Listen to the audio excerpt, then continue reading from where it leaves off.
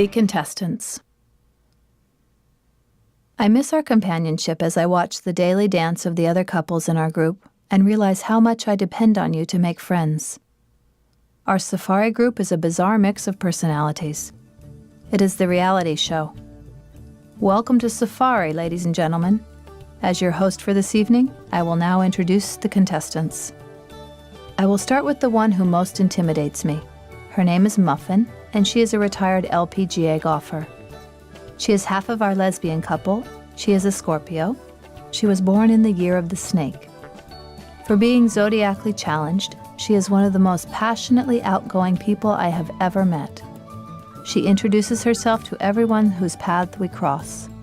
She sticks out her hand and says, "I'm Muffin," and promptly learns the name of every local, whether it be Swahili or Westernized. She loves dung. She is the first to sign up for the nature walks. She has proven to be a forceful person, and my resulting introversion is yet one more test to overcome. Her partner Marnie owns a direct marketing firm in Southern California. She is as tall as Muffin, nearly 6 feet I believe, and one of the most poised creatures I have met on this planet. She is also a Scorpio, but I'm sure some less aggressive Chinese sign balances out her sting.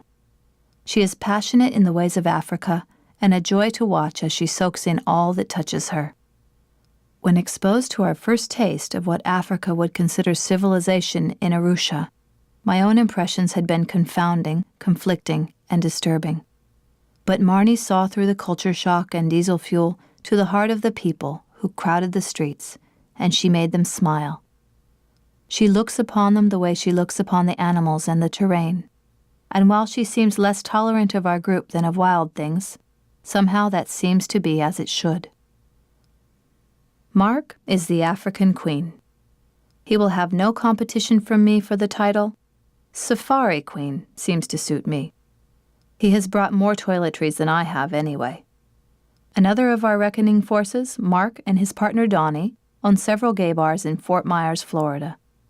I could try to explain to you my perception of their establishments, but you've already seen the movie Birdcage, and if I hadn't known better, I would think the movie were adapted from them. It isn't fear that keeps me at a distance from Mark.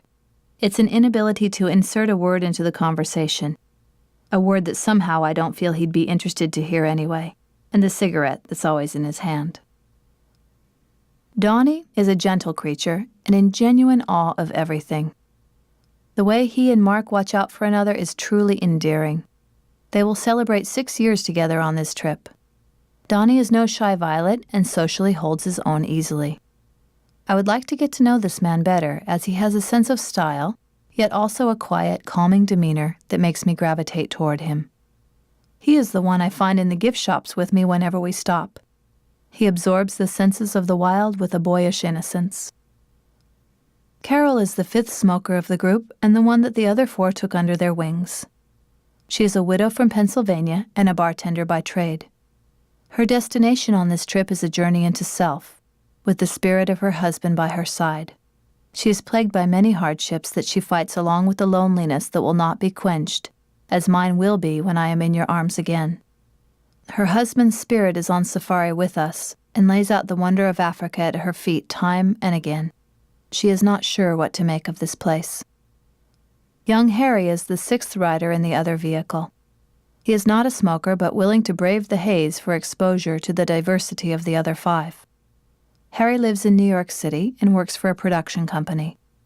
At the gift shop on the way to Tarangire, he introduced himself and told me that he had some nausea medication that they'd given him after a recent surgery. I took one of the tabs from him, and my nausea disappeared for the first time in 12 hours. I am truly indebted. Harry is our photographer and Buana's nephew. He's on this trip at Christopher's request to film the accommodations to sell future safaris to prospective clients. For his limited time on this planet, Harry has consumed life and lived well on the fuel. His parents both have PhDs, and he has been exposed to superior education and the finer things that life has to offer. I watch the ease with which he adapts to every changing moment here. His genuine openness and friendliness are welcomed by the locals, and he fits in with the 5-star establishments easily, for he has had this exposure all his young life. There is no snobbery in him, and I find myself hoping he can hang on to his uncontaminated view of life.